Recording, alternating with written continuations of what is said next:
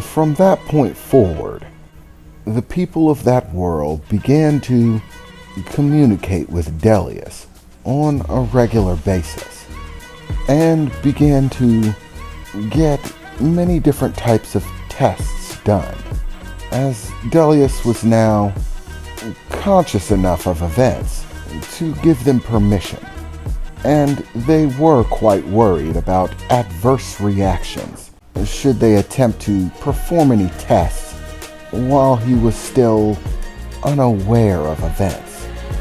For a deal of time more, he remained within the stasis field, out of concern for themselves and the environment, unsure of how Delius's physiology would interact with the world around him. But after some careful study, they determined it would be safe to release Delius from the stasis field, as his slow movements made it highly unlikely that he would unwittingly release an enormous amount of destructive force. In fact, it was just the opposite. While Delius possessed physical ability far surpassing that of any normal person from their world, consciously he was moving at a rate of speed much slower, and as such, though he was beginning to be able to understand and even communicate with them, he still moved exceptionally slowly and meticulously in everything. Trying to move quickly was something that was difficult for Delius, and that he had to start getting used to.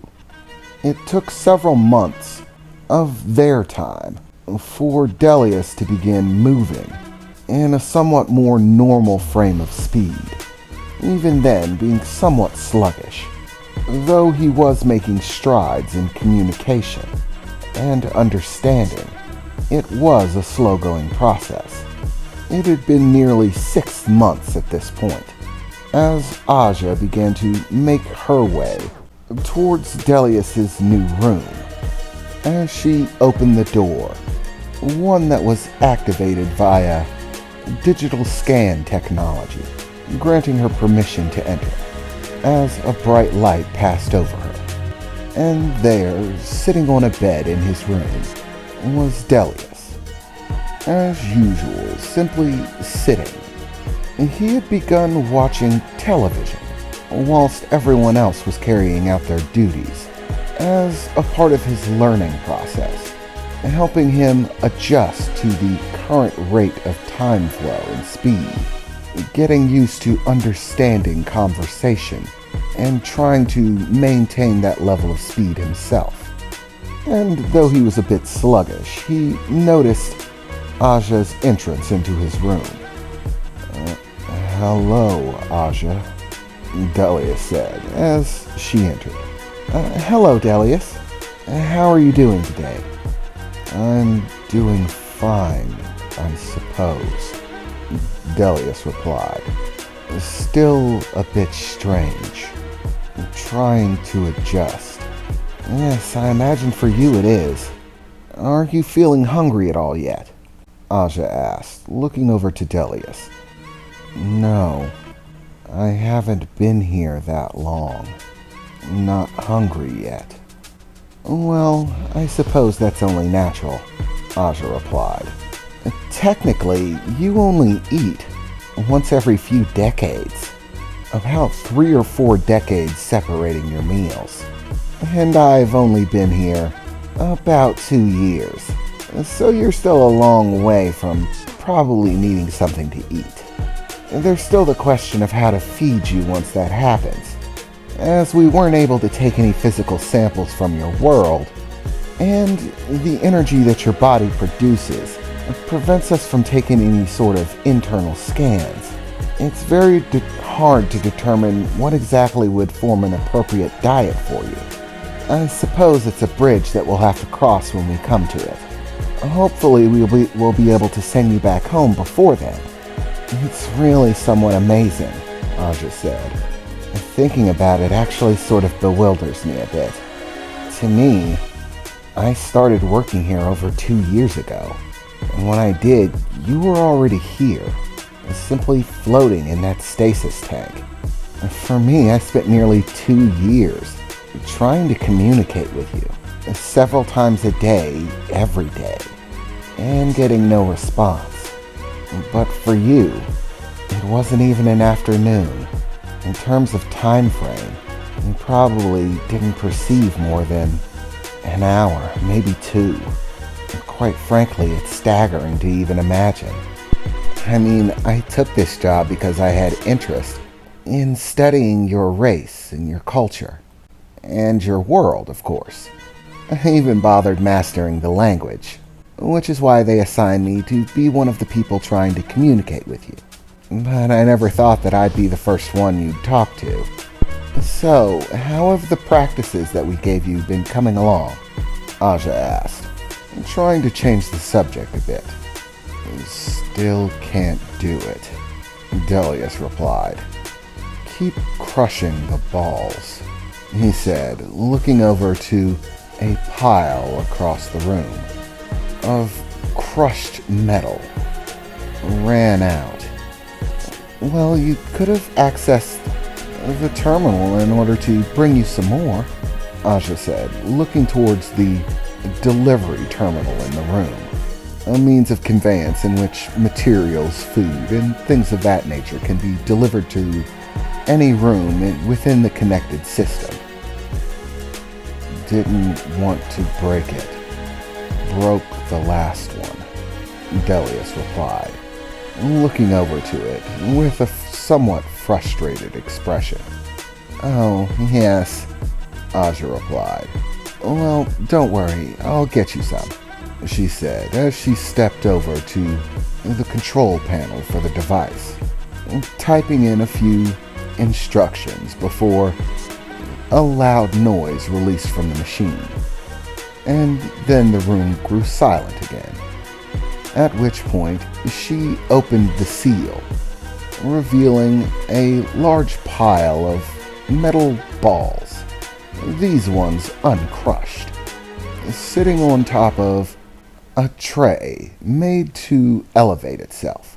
With the click of a button, it lifted, levitating, and Aja guided it out of the container, closing it as she did, bringing it over towards Delius and setting it on the bed beside him. So, is it getting frustrating at all?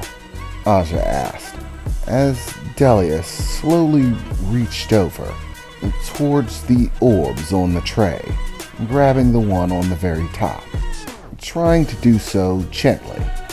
As he did, a bright blue line illuminating itself on the orb is starting to grow longer, as Delius gently took the sphere and held it in the palm of his hand. And as he released his finger, the line dissipated. Remember, Delius, it's a process. We don't expect the results to be instantaneous. You don't have to force yourself, you know. Take it at whatever pace feels comfortable. And sometimes taking a bit longer is better.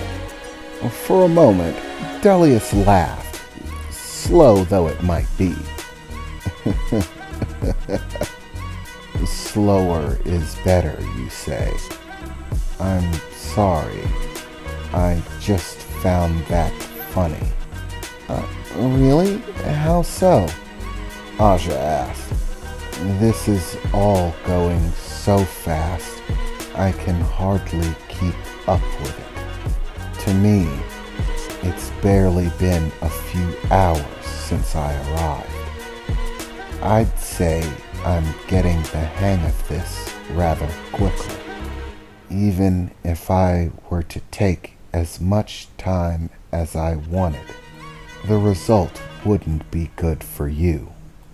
Your life would flash by before I finished even the simplest of tasks. Either I do it quickly, or the world fades to ashes around me, waiting for me to finish. In fact, do you know how many times that you've said good morning to me? Just in the last minute, in terms of my perspective. Nearly 60 times. Your entire day flies by, and the next one begins. It's actually a bit startling. I find my focus jumping back and forth, like my mind is still trying to go back to regular, to seeing and perceiving things at the rate that I usually do. Moving this quickly, speaking, it's all exceptionally taxing. Taking place in the span of seconds. But it's getting easier to maintain my focus. I'm actually a bit worried. Worried? About what, Delius? About what happens when I go to sleep. It's necessary that I go to sleep eventually, and when I do, I cannot function at the same rate of speed. I will sleep away your entire lifetime, and by the time that I wake, you won't be here anymore. So I have to adjust to this rate of movement quickly. If I don't, then the lives of everyone around me will slip away. I will not truly be able to live alongside you, and thus cannot fight alongside you. You cannot win a fight against an enemy that is moving so much faster than you that you seem to not be moving at all. I do not have the luxury of time, or should I say that while I have the luxury of time, you don't.